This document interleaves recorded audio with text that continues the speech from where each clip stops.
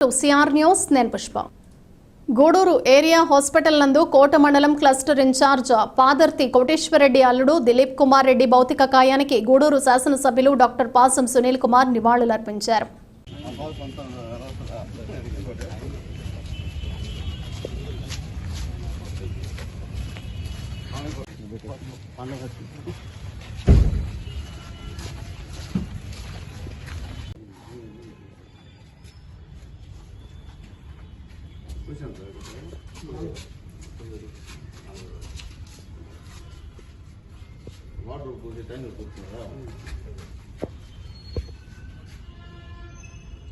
గూడూరు ప్రగతి సేవా సంస్థ బుధవారం గూడూరులో ప్రభుత్వ ఏరియా హాస్పిటల్ నందు పేద ప్రజలందరూ దేవుళ్లుగా భావిస్తున్న డాక్టర్ సిఆర్ రెడ్డి గారి పేరు మీదుగా డాక్టర్ సిఆర్ రెడ్డి ఆరోగ్య సంజీవని అనే కార్యక్రమం ద్వారా పేద ప్రజలు డాక్టర్ దేవుళ్లుగా పిలువబడే డాక్టర్ జనార్దన్ రెడ్డి గారు, డాక్టర్ రోహిణి గారుల సంపూర్ణ సహాయ సహకారాలతో ఎయిడ్స్ వ్యాధిగ్రస్తులకు పౌష్టికాహారం అందజేయడం జరిగింది.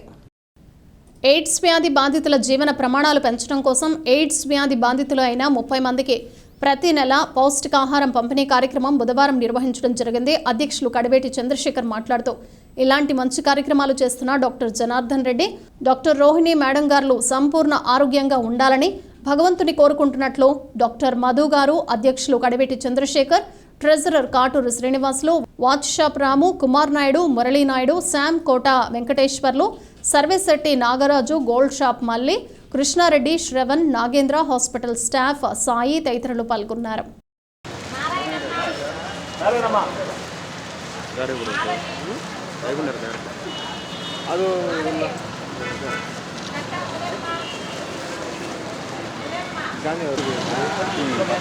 ప్రగతి సేవా సంస్థ ఆధ్వర్యంలో ప్రతి నెలలో భాగంగా ఈ నెల కూడా మన గూడూరులోని ఏరియా గవర్నమెంట్ హాస్పిటల్ నందు ప్రతి నెల ఎయిడ్స్ గ్రస్తులకు ఒక 30 మందికి పుష్కలంగా పౌష్టికాహారాన్ని అందిస్తున్న దేవునితో సమానమైన డాక్టర్ జనార్దన్ రెడ్డి గారు, డాక్టర్ రోహిణమ్మ గారు, మన పెద్ద ఆయన డాక్టర్ సిఆర్ రెడ్డి గారి పేరు మీద డాక్టర్ సిఆర్ రెడ్డి సంజీవని అన్న ఒక మంచి పేరు మీద ఈ ఒక మంచి కార్యక్రమాన్ని చేయటం మా జనార్దన్ రెడ్డి గారికి, మా రోహిణమ్మ మేడం గారికి ప్రత్యేక అభినందనలు తెలియజేస్తూ, ఎందుకంటే దేవుళ్ళు ఉన్నారో లేరో కానీ తెలియదు, కానీ దేవుళ్ళ రూపంలో మనందరికీ చాలామందికి పేదవాళ్ళకి సేవ చేస్తున్న మా జనార్దన్ రెడ్డి గారు, రోహిణమ్మ గారికి మరి ప్రగతి కుటుంబం తరఫున ప్రత్యేక కృతజ్ఞతలు తెలియజేస్తూ, అదేవిధంగా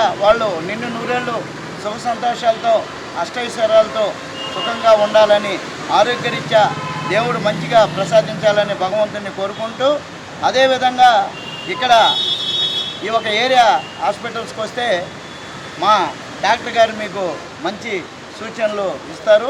ఎందుకంటే హాస్పిటల్లో ప్రతి నెల మీకు మంచి మందులు కూడా ఇస్తున్నారు.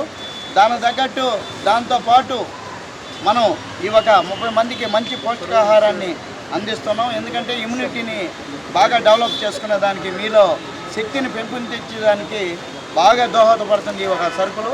అందువల్ల మీకు ప్రతి నెల ఇవ్వటం చాలా అదృష్టంగా భావిస్తూ, అది కూడా మన గొప్ప గూడూరుకే ఒక వరంలాగా పెద్ద హాస్పిటల్ ఇక్కడ మన డాక్టర్ గారి చేతుల మీదగా ఇవ్వటం కూడా మీకు ఒక అదృష్టంగా భావిస్తూ, ప్రతి నెల ఈ ఒక కార్యక్రమాన్ని చేయటం ఆషామాషా విషయం కాదు. అది ఒక సిఆర్ రెడ్డి వాళ్ళ కుటుంబానికే దక్కిందని గర్వంగా కూడా మనం చెబుతూ, ఇంకా మున్ముందు మీకు మంచి కార్యక్రమాలు మా ప్రగతి సేవా సంస్థ తరఫున ఇంకా కూడా అందిస్తామని చెబుతూ సేవా కార్యక్రమాలు చేస్తూ ఉంది. ఆ సేవా కార్యక్రమాల్లో భాగంగా ఈ యొక్క ప్రతి నెల కూడా డాక్టర్ జనార్దన్ రెడ్డి గారు, రోహిణి గారు వాళ్ళు ఈ యొక్క పేదల గుండెల్లో నిలిచిపోయేదానికి డాక్టర్ సిఆర్ రెడ్డి గారి పేరు మీద ఈ యొక్క కార్యక్రమాన్ని చేస్తాం. చాలా ఆనందదాయకంగా ఉంది. ఈ కార్యక్రమంలో ముఖ్య అతిథిగా ఉన్న డాక్టర్ ఈరోజు మధు గారికి ప్రత్యేక ధన్యవాదాలు తెలుపుతూ ఉన్నాం. అదేవిధంగా మా అధ్యక్షులు గారికి మరియు మా కుటుంబ సభ్యులందరికీ కూడా మరొకసారి ధన్యవాదాలు తెలుపుకుంటూ, ఇటువంటి అనేక సేవా కార్యక్రమాలు చేయాలి అనే ఒక కుతూహలం మన అధ్యక్షులు గారు చెప్తూ ఉన్నారు. కానీ చాలా సంతోష విషయం, సేవ అంటే ఎక్కడుంది అంటే ప్రగతి సేవా సంస్థలోనే ఉన్న సేవ అనే విషయాన్ని ఈరోజు మన గూడూరు ప్రజలందరూ కూడా గ్రహించారు. భాగంగా సంజీవని కార్యక్రమం మన జనార్దన్ రెడ్డి గారు అదేవిధంగా రోహిణి డాక్టర్ గారు నిర్వహించడం జరుగుతుంది. ఎయిడ్ పేషెంట్స్కి మంచి పౌష్టికాహారం అందజేయడం జరుగుతుంది. ఈ కార్యక్రమం మంచి కార్యక్రమం. వాళ్ళు ఎంతో సేవాభావం కలిగిన వాళ్ళు. ఇట్లాంటి కార్యక్రమాలు ఎన్నో కార్యక్రమాలు చేశారు, ఎంతోమంది సేవ చేశారు. వాళ్ళకి ముఖ్యంగా ధన్యవాదాలు. అదేవిధంగా మా అధ్యక్షులు ఈ అవకాశం కల్పించినందుకు ధన్యవాదాలు తెలుసుకుంటూ ఈ ప్రత్యేకమైన పేషెంట్స్ అందరికీ కూడా పౌష్టికాహారాన్ని అందిస్తూ ప్రభుత్వం తరఫు నుంచి మనం మందులు, వాళ్ళకి సంబంధించిన ల్యాబ్ టెస్ట్ కానీ CD4 కౌంట్లు రెగ్యులర్గా చేయించుకొని మనకు మందులు ఎంత అవసరమో దాంతోపాటు పౌష్టికాహారం కూడా అంతే అవసరం. కాబట్టి ఆ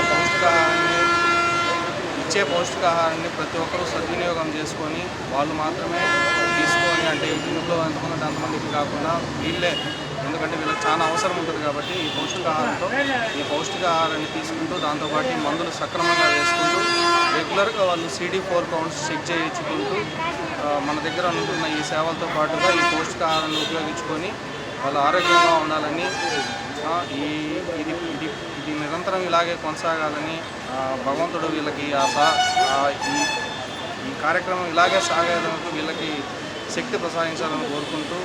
దేశవ్యాప్తంగా బాలికలు మరియు మహిళలపై అత్యాచారాలు జరుగుతూ ఉండటం మరియు అవి పెరుగుతూ ఉండటం తీవ్ర ఆందోళన కలిగిస్తోందని రాష్ట్ర మహిళా సమాఖ్య రాష్ట్ర అధ్యక్షురాలు విమల ఆవేదన వ్యక్తం చేశారు. తిరుపతి జిల్లా గూడూరు పట్టణంలోని దువ్వూరు రమణమ్మ మహిళా కళాశాలలో ఆల్ ఇండియా స్టూడెంట్స్ ఫెడరేషన్ మరియు national federation of Indian women ఆధ్వర్యంలో బాలికలు మరియు మహిళలపై అత్యాచారాల నివారణపై అవగాహన సదస్సు నిర్వహించారు.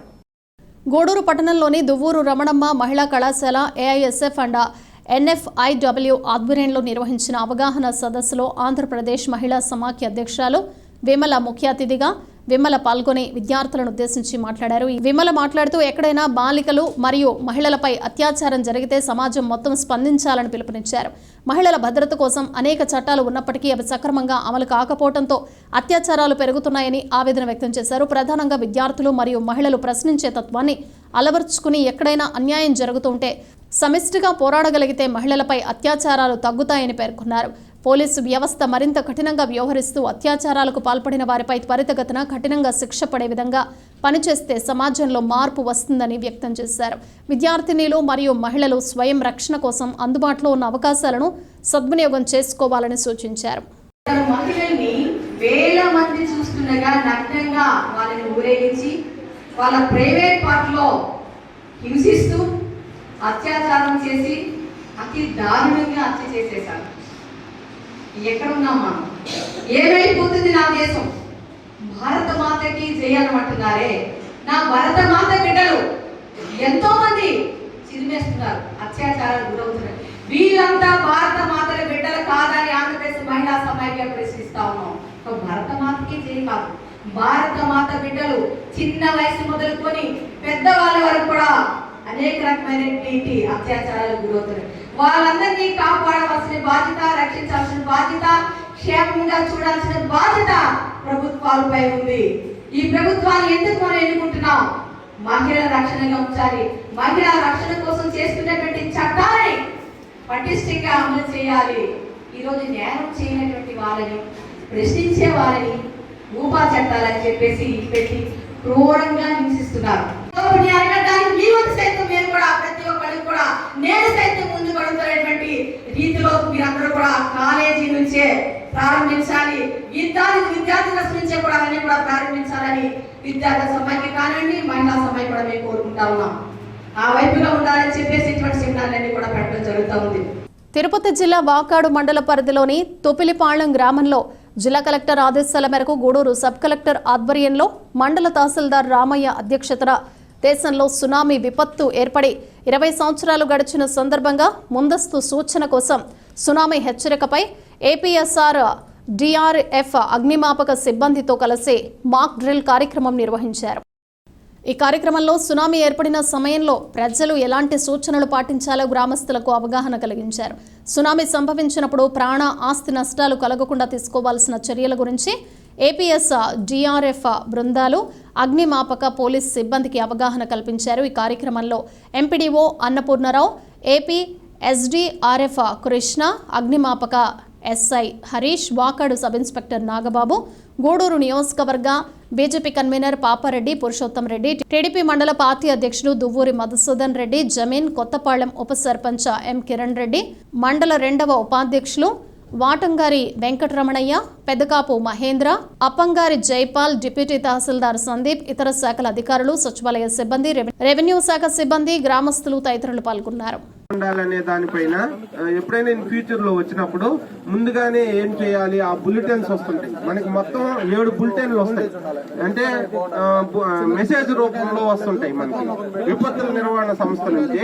అప్పుడు ఇక్కడ ఉండే లోకల్ గా ఉండేటువంటి అధికారులు, మండల స్థాయి అధికారులు, అలాగే ఎస్డీఆర్ఎఫ్ టీమ్స్ వాళ్ళు ఆ ఫీల్డ్ లెవెల్లో ఉండే ప్రజల్ని ఏ విధంగా మనం సేఫ్ జోన్ కి, అంటే ఎక్కడైతే రీహాబిలిటేషన్ సెంటర్ పెడతామో స్కూల్స్, అట్లాగే తుఫాన్ సెంటర్లు, అక్కడికి మనం ఎలా తీసుకొని వెళ్ళాలి, వాళ్ళని త్వరగా విపత్తుల నుంచి ఎలా కాపాడాలనే విషయమై మాక్ డ్రిల్ అనేది ఈ రోజు తూపులపాలెంలో కండక్ట్ చేసుకోవడం జరుగుతా ఉంది.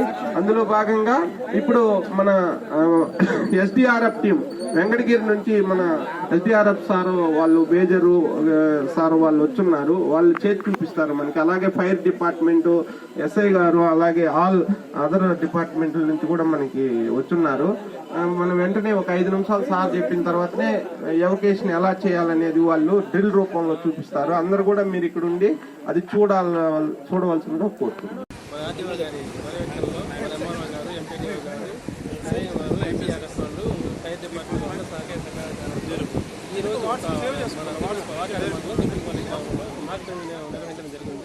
ఇది ముఖ్యంగా సునామీ నిజంగా వచ్చినట్లయితే ఎలాంటి ముందు జాగ్రత్తలు తీసుకుని ప్రజలను ఏ విధంగా కాపాడుకుని రెస్క్యూ చేసుకుని వాళ్ళకి ఎటువంటి ప్రమాదాలు లేకుండా ఎలా చేసుకోవాలనే ఉద్దేశంతో మార్కెటింగ్ నిర్వహించడం జరిగింది.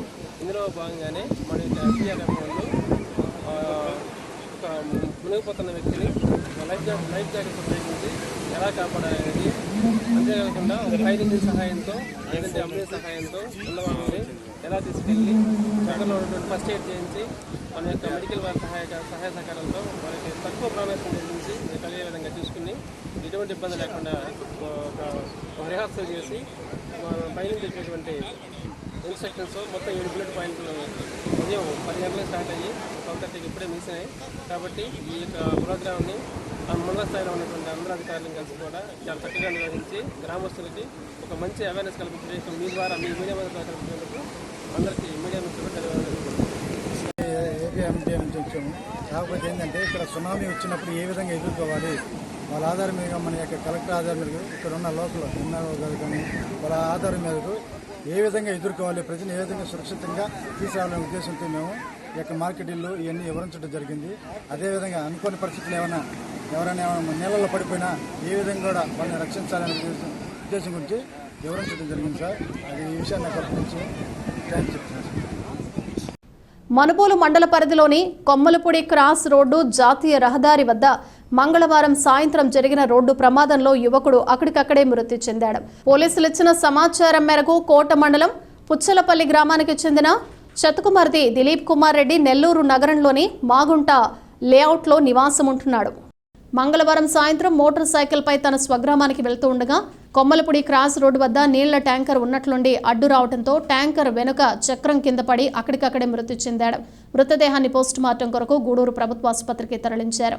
Manubolu station house officer M Sivarakesh case నమోదు చేసి దర్యాప్తు చేస్తున్నారు.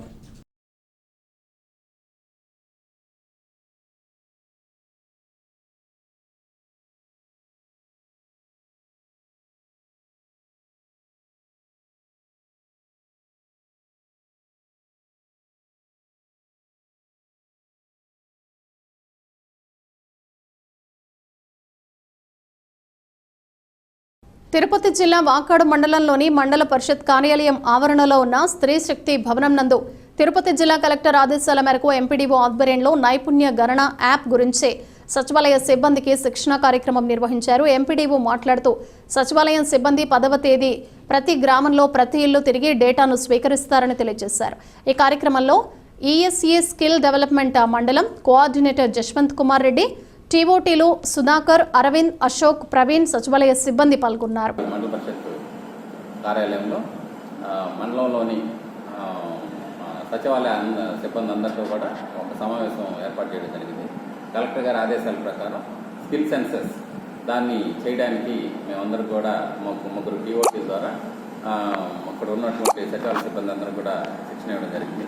ఇందులో భాగంగా నైపుణ్యం అనే ఒక యాప్ని డౌన్లోడ్ చేసుకొని ప్రతి ఎన్యూమరేటర్ ఇంటింటికి వెళ్తారు. వెళ్ళేసి ప్రతి గృహస్థుని సందర్శించి వాళ్ళ యొక్క వివరాలన్నింటినీ కూడా మనం యాప్లో అప్లోడ్ చేయడం జరుగుతుంది.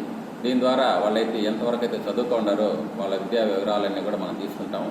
అదేవిధంగా వాళ్ళు సెల్ వాడుతున్నారా, ఇంటర్నెట్ కనెక్టివిటీ ఉందా, వాళ్ళ యొక్క పరిస్థితి, ఆర్థిక పరిస్థితి ఏంటి, సామాజిక పరిస్థితి అన్నీ కూడా మనం కూలంకషంగా ఇందులో పొందుపరుస్తాం.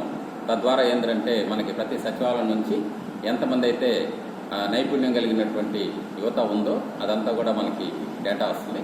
ఈ క్రమంలో ఏంటంటే మనం 15 సంవత్సరాల నుంచి 59 సంవత్సరాల వరకు ఉన్నటువంటి ప్రతి ఇంటిని కూడా మనం సందర్శిస్తాం. వీళ్ళందరి డేటా కూడా మన దగ్గర తీసుకుంటాం. తద్వారా ఇవన్నీ కూడా మనం గవర్నమెంట్కి సబ్మిట్ చేస్తాం.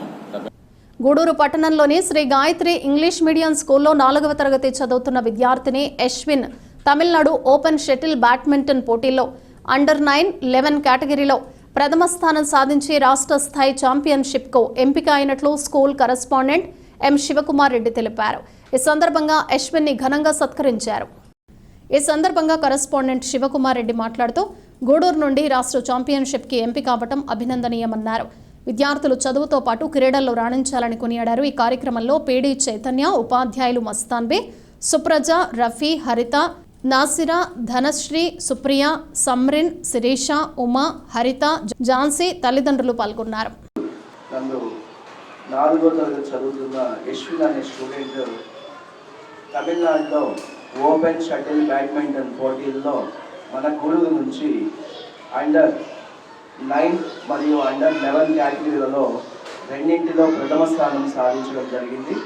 అందులో ప్రథమ స్థానం సాధించి స్టేట్ లెవెల్ ఛాంపియన్షిప్ దక్కించుకోవడం జరిగింది. ఈ సందర్భంగా యశ్విన్కి గాయత్రి ఇండియన్ హై స్కూల్ యాజమాన్యం తరఫున కృతజ్ఞతలు అలాగే శుభాకాంక్షలు తెలియజేస్తూ ఉన్నాం. యశ్విన్ ఈ విధంగా క్రీడల్లో రాణించడానికి సహకరిస్తున్న వాళ్ళ పేరెంట్స్కి గాయత్రి హై స్కూల్ యాజమాన్యం తరఫున ప్రత్యేకమైన శుభాకాంక్షలు sir. Thank you madam, thank you sir. అలాగే ఎందరో విద్యార్థులకి అద్భుతంగా ట్రైనింగ్ ఇస్తూ యశ్విన్ని రాష్ట్ర స్థాయిలో ఛాంపియన్షిప్ సెలెక్ట్ అయ్యే విధంగా కోచింగ్ ఇచ్చినటువంటి కోచ్ హర్షవర్ధన్ రెడ్డి సార్ గారికి కూడా మనం గాయత్రి ధన్యవాదాలు తెలియజేద్దాం. ఇవి బులెటిన్ విశేషాలు. Keep watching.